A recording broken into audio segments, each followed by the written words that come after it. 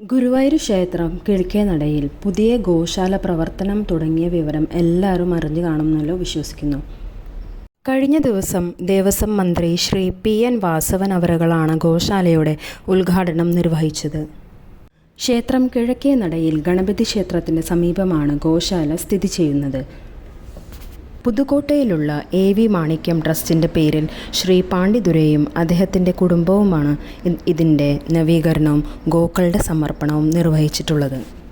എല്ലാവിധത്തിലുള്ള ആധുനിക സജ്ജീകരണങ്ങളോടെയുള്ള ഈ ഗോശാലയിൽ 2 നിലകളായി 60 പശുക്കളെ വളർത്താനുള്ള എല്ലാ സൗകര്യങ്ങളുമുണ്ട്.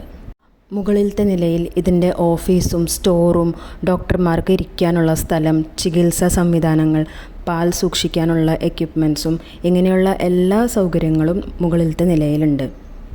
ഇതുകൂടാതെ ഗോമൂത്രം കളക്ട് ചെയ്യാനും പശുവിൻ്റെ ചാണകം കമ്പോസ്റ്റായി മാറ്റാനും അതിൽ നിന്നും ഗ്യാസ് ഉണ്ടാക്കാനുള്ള ഒരു നവീകരണ ഗോശാലയും കൂടിയാണ് സമർപ്പിച്ചത്. ഇനി ഭക്തജനങ്ങൾക്ക് ഗോപൂജ നടത്താനും ഗോശാല സന്ദർശിക്കാനും അതിനുള്ളിലുള്ള ഗോക്കളെ കാണാനും താലോലിക്കാനും എല്ലാമുള്ള അവസരം ഒരുക്കുന്നുണ്ട്. ഈ എല്ലാ സൗകര്യങ്ങളും നമ്മൾക്ക് വേണ്ടി ഒരുക്കി തന്ന ശ്രീ പാണ്ഡിതുരയ്ക്കും അദ്ദേഹത്തിൻ്റെ കുടുംബത്തിനും എല്ലാവിധ ഐശ്വര്യങ്ങളും ഉണ്ടാവട്ടെ എന്ന് പ്രാർത്ഥിക്കുന്നു.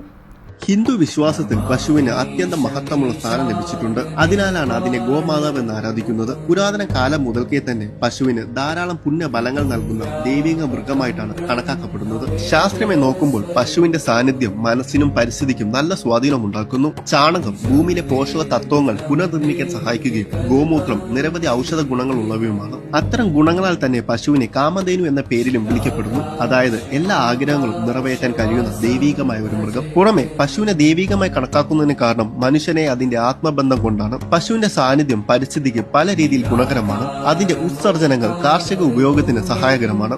കൂടാതെ പശുവിന്റെ സാന്നിധ്യം ഗ്രാമീണ പരിസരത്തെ പ്രകൃതിയോടൊപ്പം കൂടുതൽ ഒത്തുചേർക്കുന്നു എന്നും കരുതപ്പെടുന്നു. കൂടാതെ ശ്രീകൃഷ്ണൻ ബാല്യകാലത്ത് പശുക്കളെ മേയിച്ചതും ഗോപാലൻ എന്ന പേരിൽ അറിയപ്പെട്ടതും ഈ വിശ്വാസത്തെ കൂടുതൽ ബലപ്പെടുത്തുന്നു. അതിനാൽ തന്നെ ഇന്നും നമ്മൾ ഹിന്ദുക്കൾ പശുവിനെ ദൈവത്തിന്റെ പ്രതിരൂപമായി കണക്കാക്കിക്കൊണ്ട് അതിന് ആഹാരം കൊടുക്കാനും പരിപാലിക്കാനും താല്പര്യമെടുക്കും.